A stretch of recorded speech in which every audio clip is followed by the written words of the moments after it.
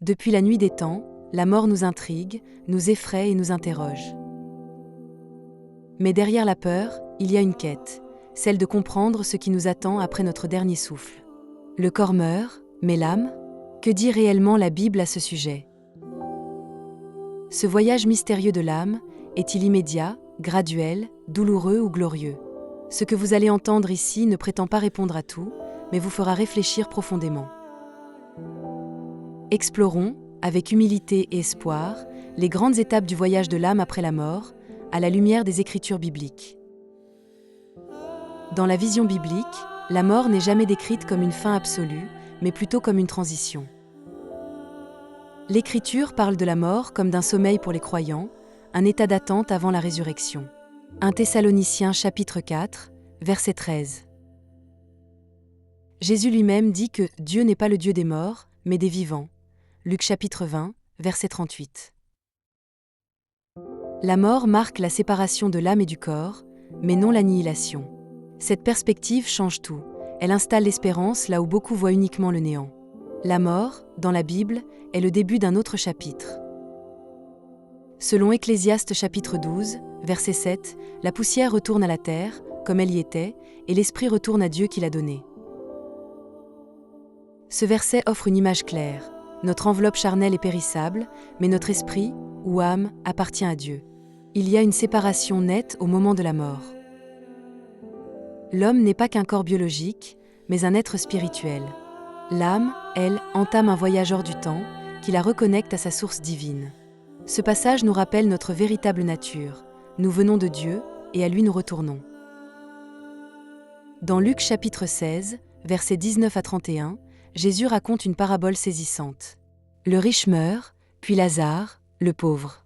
Après leur mort, leurs âmes sont conscientes, séparées, l'un dans un lieu de tourment, l'autre dans le sein d'Abraham. Ce récit n'est pas un simple conte moral. Il nous enseigne que la conscience de l'âme persiste après la mort et que le sort de chacun est déterminé. Ce passage suggère un lieu d'attente avant la résurrection finale.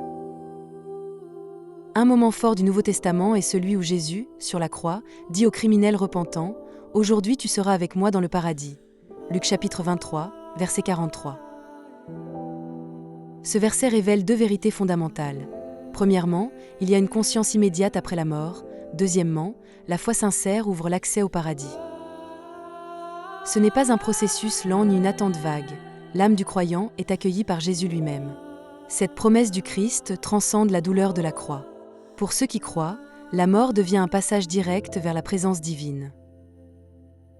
Même si l'âme du croyant est en présence de Dieu après la mort, la Bible insiste sur une future résurrection. Dans Jean chapitre 5, versets 28 à 29, Jésus parle de « l'heure où tous ceux qui sont dans les tombeaux entendront sa voix ». L'âme n'est pas destinée à rester désincarnée pour toujours. Dieu ressuscitera les morts et leur donnera un corps nouveau, incorruptible. C'est l'espérance chrétienne. Non seulement vivre spirituellement après la mort, mais revivre pleinement, en corps et en esprit, dans un monde renouvelé. L'âme attend, mais elle attend la gloire.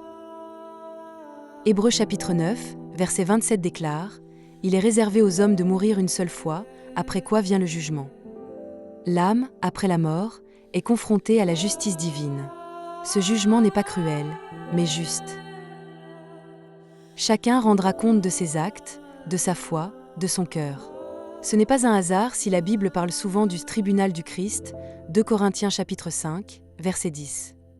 Le jugement révèle ce que nous avons été vraiment. Apocalypse chapitre 21, versets 3 à 4 décrit un lieu de paix, il essuiera toute larme de leurs yeux, la mort ne sera plus. Le ciel n'est pas une abstraction, mais un lieu de communion parfaite avec Dieu. L'âme du croyant y trouve sa vraie maison.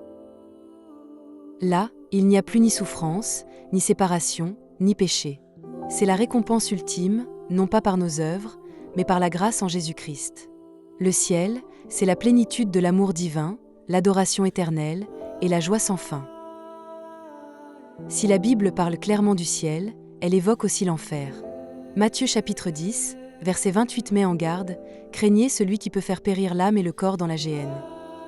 L'enfer est le lieu de séparation définitive d'avec Dieu. Il n'a pas été créé pour les hommes, mais pour Satan et ses anges, Matthieu chapitre 25, verset 41. Pourtant, ceux qui rejettent volontairement la lumière s'y exposent. Ce n'est pas une punition arbitraire, mais le fruit d'un choix. Dans Apocalypse chapitre 6, versets 9 à 11, Jean voit les âmes de ceux qui avaient été égorgés à cause de la parole de Dieu. Elles crient justice, preuve que les âmes sont conscientes et actives après la mort. Elles ne sont pas endormies, mais pleines d'attente.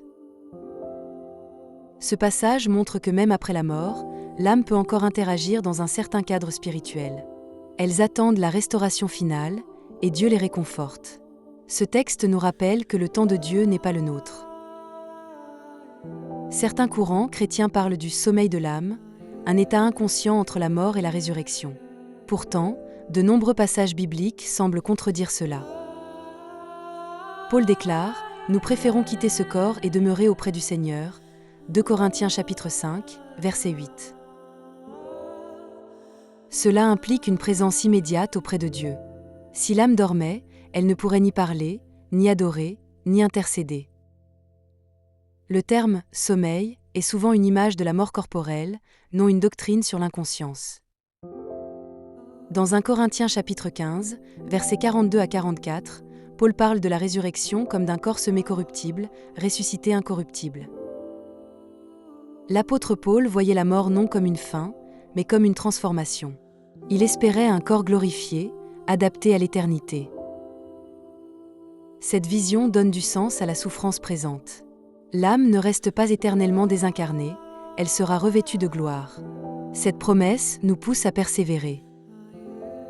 Le paradis décrit par Paul dans 2 Corinthiens chapitre 12, versets 2 à 4, semble être un lieu intermédiaire, de gloire mais distinct de la Jérusalem céleste finale. Les âmes sauvées y séjournent en attendant le jugement dernier et la nouvelle création. Ce lieu est réel, spirituel et habité par Dieu. Ce n'est pas encore le ciel final d'Apocalypse chapitre 21, mais c'est déjà la paix. Cela nous montre que l'âme n'est pas dans un vide, mais dans une relation active avec Dieu. Le paradis, tel qu'il est maintenant, est un avant-goût de la gloire éternelle. Apocalypse chapitre 20, verset 14 parle de la « seconde mort » comme étant l'étang de feu. Cette seconde mort est la mort éternelle de l'âme séparée de Dieu.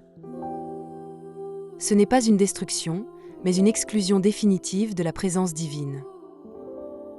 Ce concept rappelle que la première mort, physique, n'est pas la pire. Ce que l'âme redoute vraiment, c'est l'éloignement de son Créateur. Mais pour ceux qui sont en Christ, la seconde mort n'a pas de pouvoir. Apocalypse chapitre 2, verset 11. Apocalypse chapitre 21 décrit un monde renouvelé, où Dieu habite avec les hommes.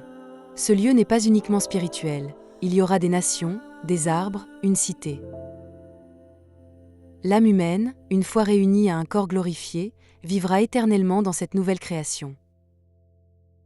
C'est l'accomplissement du voyage, non pas flotter dans les cieux, mais vivre en communion parfaite, dans un monde sans péché.